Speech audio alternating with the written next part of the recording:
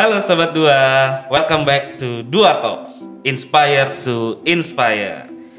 Di episode ini bersama saya Jeremy, kita akan membahas tentang toxic positivity. Nah, tapi sekarang saya tidak sendiri pastinya, karena sudah kelihatan kan.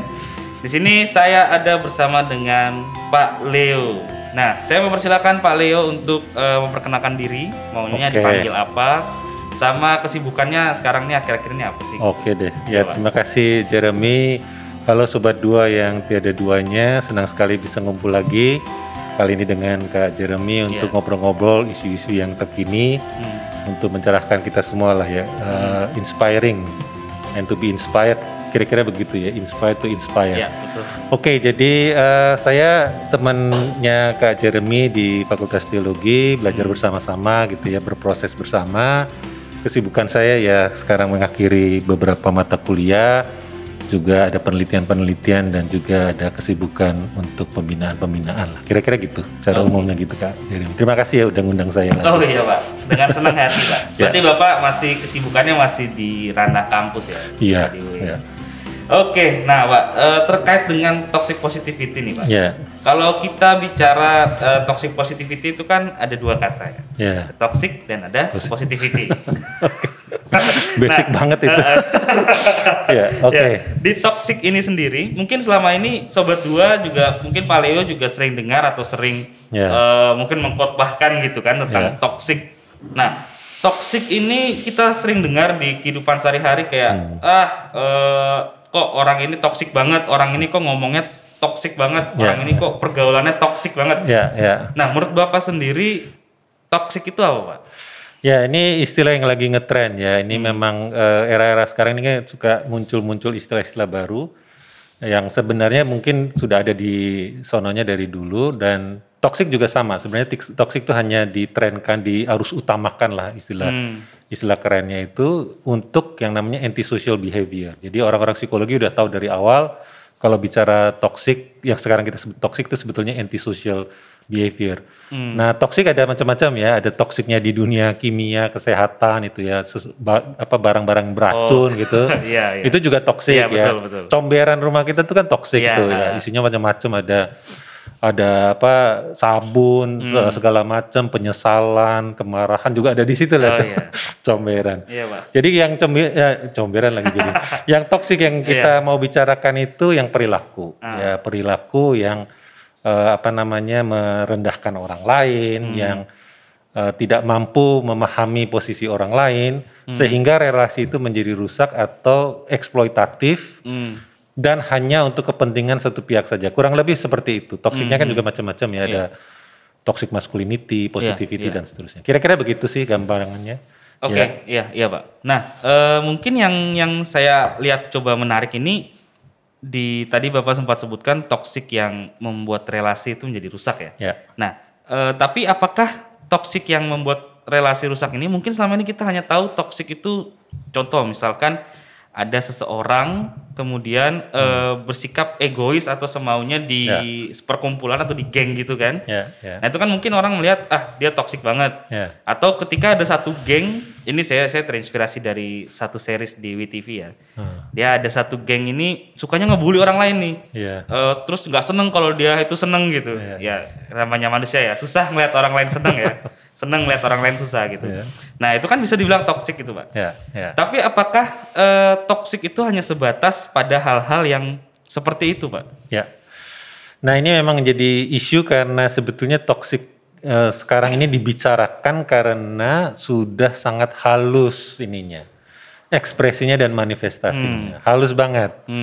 Mungkin obrolan kita nih tanpa sengaja juga ada dimensi kayak gituannya. Apalagi kalau itu kan karena gini, toksik itu kan termasuk kekerasan simbolik, bukan dipukulin orangnya, tapi hatinya tuh dipukulin atau perasaannya dipukulin secara sistemik istilahnya, terus menerus gitu ya.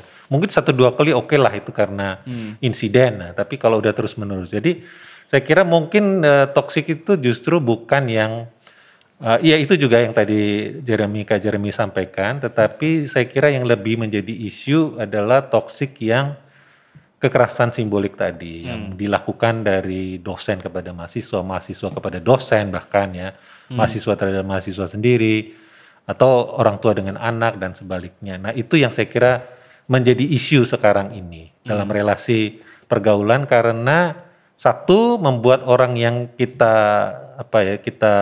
bergaul dengannya itu menjadi terbentuk menjadi pribadi tertentu ya, pribadi yang patah hati, pribadi yang tidak mampu lagi melihat kenyataan dengan benar, atau sebaliknya menimbulkan kemarahan-kemarahan yang nantinya bisa muncul dalam bentuk yang lain. Nah, saya kira di situ rawannya ketoksikan yang semacam itu. Kayak gitu kira-kira. Oke, Pak. Nah, karena kita kan sudah bahas tentang kalimat atau toxic positivity tadi kan, kita bagi dua kan. Kata yang pertama sudah kita sedikit kupas nih, toxic ini di sekarang ini episode. Nah, sekarang saya mau coba masuk ke positivity-nya nih, Pak. Ya, benar-benar. Nah, ini menurut Bapak sendiri nih, toxic positivity itu apa, Pak? Ya, toxic positivity adalah sejenis obsesi ya pada hal yang dianggap positif.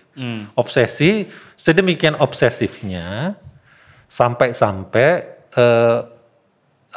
itu yang menjadi tujuan atau keinginan kita gitu ya. Misalnya positif itu adalah saya ingin berhasil, saya ini pintar, saya ini baik, saya ini ingin kelihatan supaya murah hati dan seterusnya gitu ya. Sementara hidup ini kan jauh lebih kompleks. Keberhasilan itu kan benar-benar proses yang panjang dan rumit gitu ya. Tapi kita nggak mau, kita maunya ini berhasil sehingga ketika gagal kita tetap menampilkan diri bahwa saya ini orang yang tetap berhasil dan tetap positif. Nah itu tidak lepas dari banyak sekali pengaruh sebenarnya ya. Dan paling besar pengaruhnya itu kultur yang kita hidup di dalamnya, keluarga khususnya ya. Keluarga itu pengaruhnya besar sekali. Bahwa kamu harus orang menjadi berhasil. Ada etnik tertentu lah, Kak Jeremy tahu lah. Etnik tertentu yang jangan pulang lo kalau nggak berhasil. Gitu kan ada. Nah itu toxic. Karena lalu satu-satunya kenyataan hidup tuh hanya itu. Yang kedua yang paling kelihatan adalah dalam misalnya ada orang yang mengalami kemalangan, curhat-curhatan gitu ya. Udah dah, lupakan saja lah. Hidup masih ini kok, jalani saja lah. Kamu nggak usah sedih terus-terusan lah. Nah itu ya, kalau itu terus-menerus lama-lama menjadi toksik. Sehingga nggak ada kemungkinan lain, orang itu nggak boleh kecewa, nggak boleh tampak ini ya, harus kelihatan selalu tegar gitu, padahal hancur. Kalau di medsos itu kan gejala swimming duck syndrome ya. Swimming duck syndrome tahu mungkin ya.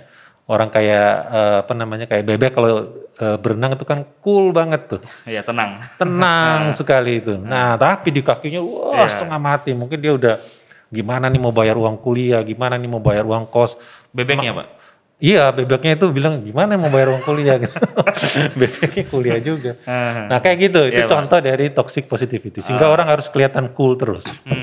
Kira-kira begitu tuh yang toxic positivity. Saya pernah ikut satu webinar gitu ya, Pak. Kan sekarang lagi ngetren webinar kan.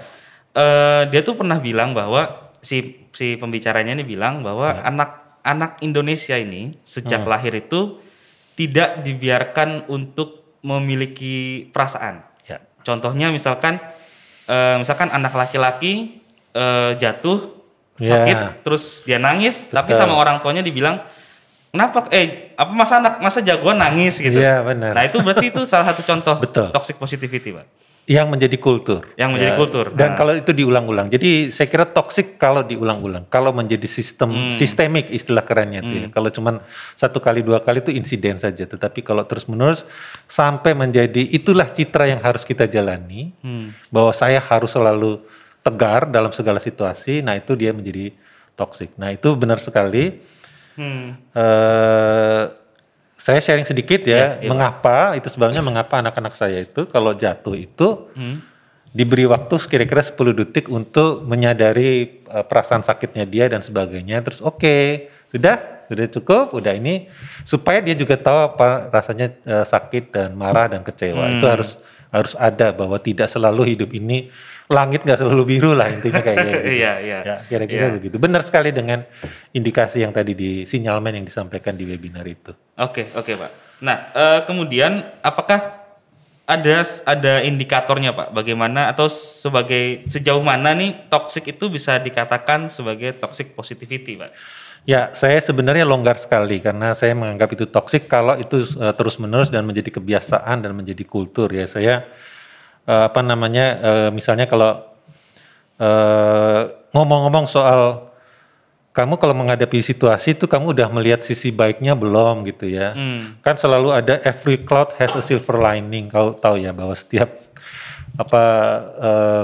awan gitu pasti ada cahaya yang muncul, itu pengharapan dan sebagainya. Pokoknya segala sesuatu yang ngomongnya selalu positif vibe only.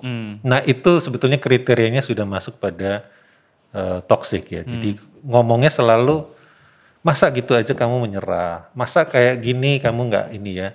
Nah jadi kayak hal-hal semacam itu yang saya kira menjadi kriteria. Sebenarnya mungkin rada cair ya, saya yakin tidak mudah lah menyatakan ini toxic positivity begitu saja. Tetapi kalau mau tahu adalah kalau kita bisa mendeteksi bahwa kecenderungan orang hanya mau positif vibe only, bahwa orang harus berhasil dan sebagainya.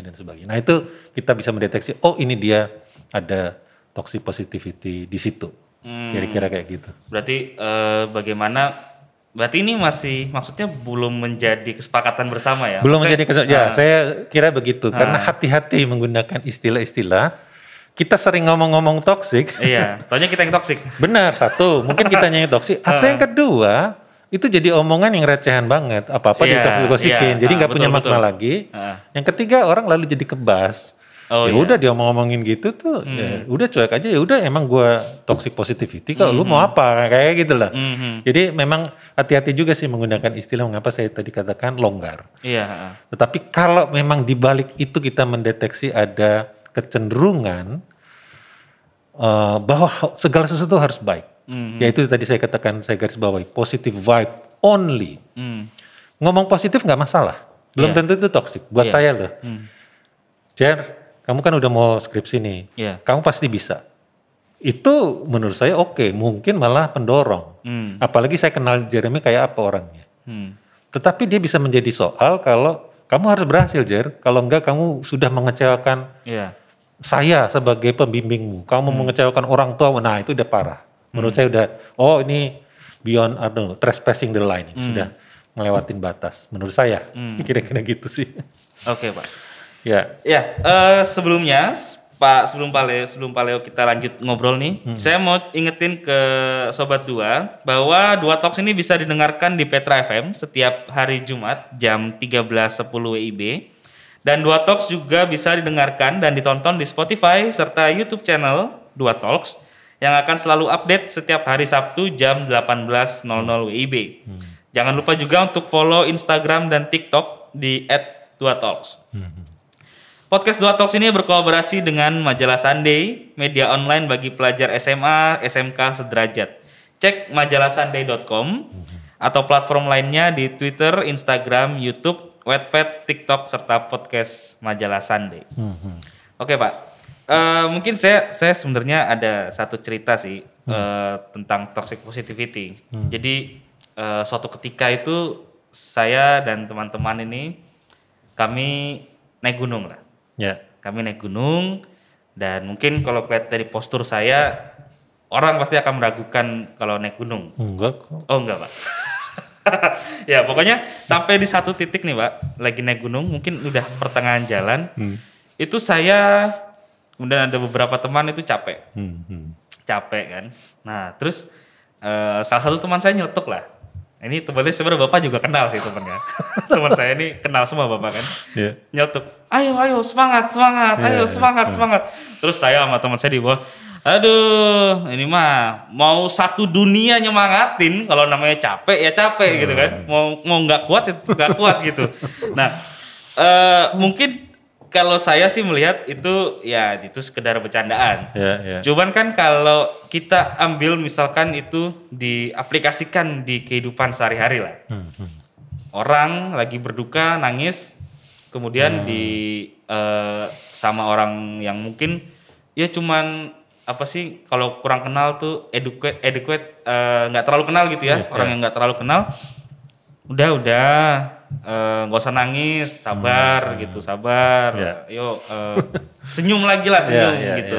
Nah itu saya merasa mungkin nanti tuh ada dampaknya gitu Pak. Itu suatu saat nanti akan berdampak ke dia. Apalagi kalau balik ke cerita tadi saya yang pertama, yang anak kecil itu yang nggak boleh nangis, itu pasti nanti akan berdampak kan di kehidupannya. Nah menurut Bapak ini apa yang kira-kira bakal terjadi Pak kalau seseorang tuh mungkin terkena dampak dari toxic positivity-nya itu Pak? Ya, saya kira dia akan punya standar hidup yang mungkin tidak realistik ya. Kalau itu sampai memang menjadi, sekali lagi dia baru menjadi toksik kalau itu sistemik ya. Memang terus-menerus begitu. Sehingga lalu menjadi citra, menjadi visi hidup dan seterusnya.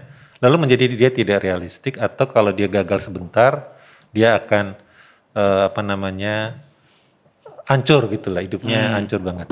Ada satu istilah lain yang bisa dikaitkan, ini tidak berkaitan dengan toxic positivity, tetapi bisa dikaitkan, ada namanya survivorship bias. Nah ini sangat sering kita dengar, survivorship bias. Tahu ya, survivorship itu penyintas ya, orang yang berhasil selamat dengan susah payah gitu. Ya Jeremy lah misalnya. Saya ini mau jadi pemusik seperti sekarang ini, papan atas yang YouTube-nya sudah ditonton 12 juta orang gitu. Misalnya. Ya misalnya Pak. Itu, wah saya tangis dan air mata nih, darah dan air mata, gini-gini ya, gitu-gitu. Sampai lalu berhasil ngomong begitu dengan maksud, kamu juga bisa seperti saya. Itu kan baik sebenarnya. Tetapi ada hal celah dari survivorship bias ini adalah, banyak orang yang seperti Jeremy jalan hidupnya dan tetap hancur. Itu tidak pernah dibicarakan orang. Diabaikan sama sekali. Dan orang hanya fokus pada itu saja. Nah itu saya kira dampak yang secara sosial itu kita alami. Kalau secara personal itu tadi yang pertama saya katakan, ya orang lalu mencari target-target yang gak masuk akal, atau tidak lagi reflektif kepada diri sendiri apa yang paling cocok buat dirinya. Nah itu yang kedua, jadi ada dampak sosial yang dalam bentuk survivorship bias, dan itu kita dengar bahkan khotbah loh, ini terus terang aja ya. Banyak khotbah yang mengatakan begitu kan, ini bisa, ini tokoh Alkitab ini begitu lah, iya tokoh yang berhasil begitu, tapi yang mati lebih banyak lagi, yang gagal lebih banyak lagi, itu kok kita nggak lihat ya.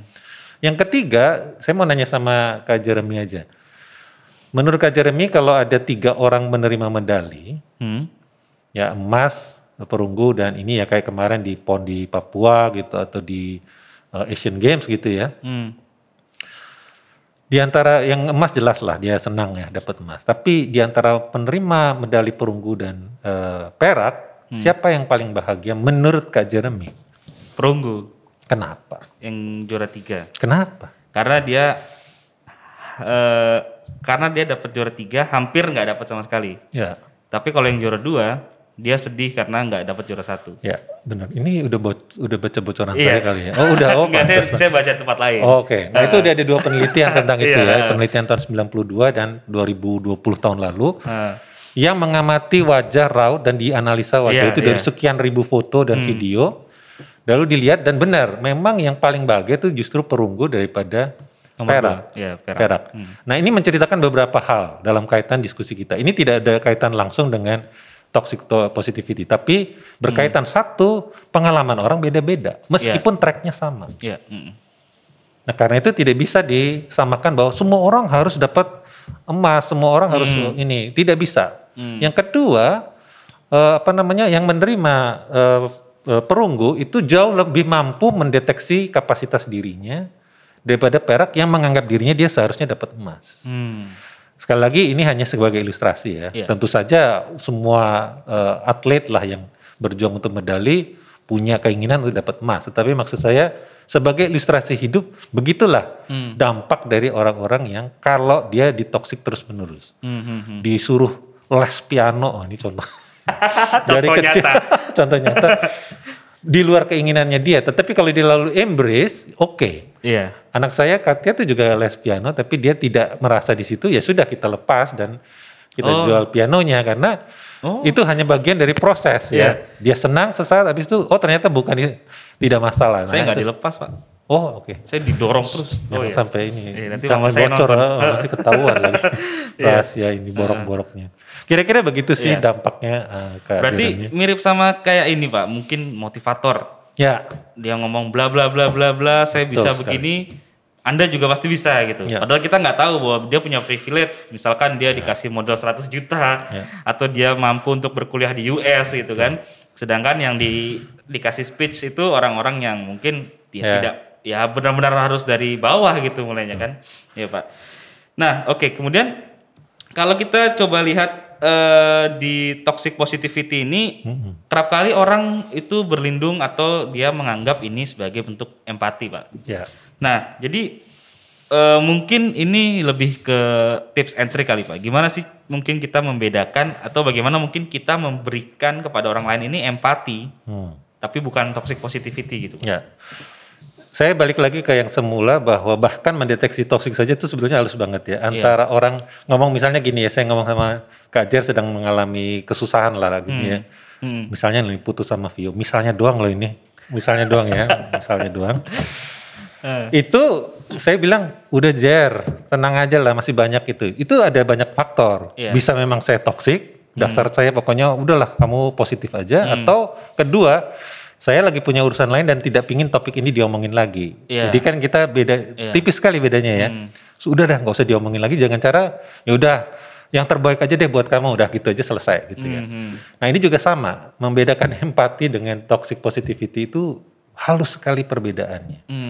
Sehingga kita hanya bisa mendeteksi dari motif di balik itu. Nah itu nggak bisa kelihatan langsung. Hanya kelihatan dari orang yang merasakan bahwa orang ini tulus apa enggak berempati kepada orang itu. Nah, jadi empati sama seperti karena istilahnya itu kan dari kata pathos ya, emosi dan perasaan. Empati itu kita masuk kepada emosi orang lain, itu beda sekali dengan toksik. Karena toksik tadi saya katakan berpusat pada diri sendiri. Empati tidak mungkin. Empati yang sungguh-sungguh, yang tulus, itu bahkan mungkin tidak muncul di medsos sama sekali. Jer, turut berduka cita aku, nah itu bisa iya bisa enggak lah. Zaman sekarang kan itu termediasi lah oleh sistem, kita nggak tahu. Tapi kalau yang sungguh-sungguh dia lewat WA dan sebagainya akan kelihatan bahwa ya Jer, saya pernah merasakan seperti itu juga. Atau kamu butuh apa? Kalau kita secara fisik berjumpa, saya cuma peluk kamu tanpa ngomong apapun. Itu empati. Sedangkan toxic positivity mungkin karena dia tuh fokusnya kepada diri sendiri, dia menganggap pengalaman hidup manusia hanya menuju pada hal yang positif, baik dan menyenangkan.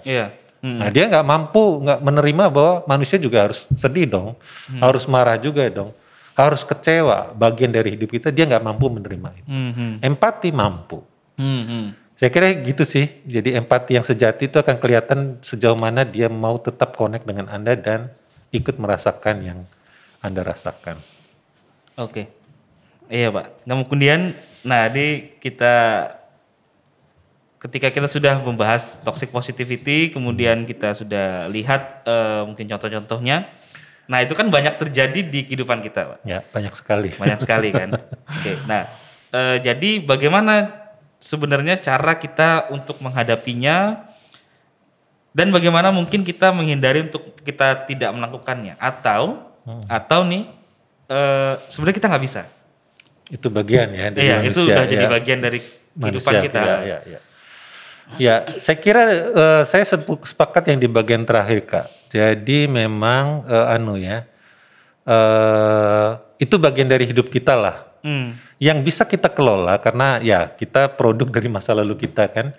Kita nggak bisa bebas begitu saja menjadi makhluk yang nol dari ini. Kita selalu ada konteks yang mempengaruhi tindakan kita. Jadi yang bisa dikelola, yang bisa adalah mengelolanya, memanage-nya aja, mengurangi toksik kalau kita sudah sadar dan ini ya. Nah ada beberapa ini buat sobat dua yang tiada duanya. Beberapa saran saja ya, ini bukannya juga nih tips yang paling benar juga enggak, dan ini pun sarannya bersifat umum dan generik ya. Detox, melakukan detox. Istilah saya itu detoksinasi lah gitu ya. Oh detoksinasi. Oke, detox dan vaksinasi. Detoxnya adalah dengan memulai dengan melihat, kuncinya kita bisa melihat orang itu punya pengalaman yang berbeda-beda ya. Jadi detoksinasi itu pertama empati dan perspektif. Empati itu dimulai bahwa kita mesti tahu dulu apa yang terjadi dengan orang lain. Kita bisa menyediakan diri kita untuk mendengarkan orang lain, bukan kita yang menjadi standar dan ukuran gitu ya. Yang kedua perspektif. Nah, kita mulai lihat dari perspektif orang lain. Apa yang dirasakan kalau orang lain pakai sepatu yang ada seperti ini dan kita coba pakai sepatu, oh ternyata sakitnya kayak gini toh. Nah, itu saya kira permulaan dari manajemen itu atau detoksinasi itu. Jadi kita mulai detox, mengurangi. Detox itu dimulai dengan cara mindfulness sih. Kalau ngobrol dan saya sendiri kalau ngobrol-ngobrol soal toksik itu saya sadar kayaknya banyak sekali nih saya toksik kepada orang lain gitu ya. Ngajak berantem secara nggak langsung meskipun kelihatannya ngomongnya pelan gitu tapi just gitu ya. Menusuk ke hati. Jadi mulai mindfulness deh. Kita kalau ngomong sama orang lain mulai memikirkan ini sebetulnya saya lagi mau pamer diri saya atau sebetulnya untuk kepentingan orang lain. Lalu yang vaksinasinya adalah dengan tadi itu mulai membangun empati dan mulai melihat perspektif orang lain. Kira-kira mungkin itu sih kalau Sobat Dua sepakat dengan saya cara kita mengelola segala jenis toksik sih, nggak hanya toxic positivity. Berarti dimulai dari kita memiliki empati. Ya, mindfulness dulu, ngomong, mulai mikir sekarang ya kita tidak ingin juga gara-gara istilah toksik lalu kita jadi hati-hati banget kalau enggak juga, wajar-wajar aja. Tetapi mulai mindfulness ya, mulai mempertimbangkan kata-kata yang dikeluarkan. Lalu versi detoksinasi itu berarti detox dan vaksinasi. Dan vaksinasi. Nah, vaksinasinya lewat empati dan perspektif ya. Kita mulai melihat perspektif orang. Iya. Mungkin sebenarnya kita udah bahas di beberapa episode lalu tentang perspektif itu, bagaimana kita menaruh kaki kita di sepatu orang lain itu. Nah, itu dia. Ya, dan juga kalau saya boleh mungkin nambahin sedikit, Pak. Ya. Bagaimana cara kita menghadapinya sih sebenarnya ini balik ke diri kita mungkin. Bagaimana kita sudah belajar di beberapa episode sebelumnya ini, atau kami yang di teologi kan belajar dari buku Seven Habits ya. Nah di situ kan ada circle of control sama circle of no control gitu. Betul. Bagaimana di circle of control itu kan kita bisa mengontrol emosi kita bisa mengontrol respon kita. Tapi di circle of no control ini ada beberapa hal yang tidak bisa kita kontrol, kayak siapa yang juara Piala Dunia, siapa yang dapat medali emas, dan siapa yang memberikan kita toxic positivity. Itu kan nggak bisa kita kontrol. Nah yang bisa kita kontrol adalah respon kita terhadap itu. Jadi kalau menurut saya sih kita lebih harus berfokus pada bagaimana kita merespon toxic positivity-nya itu. Apakah kita mau balik marah atau kita balik toxic atau kita ya itu masuk ke Bapak punya tadi mindfulness dan kemudian kita empati dan perspektif orang. Oke, terima kasih Pak Leo sudah hadir di podcast Dua Talks episode kali ini. Terima kasih juga untuk Sobat Dua yang sudah mendengarkan. Sampai jumpa di episode berikutnya di hari dan jam yang sama. Dadah.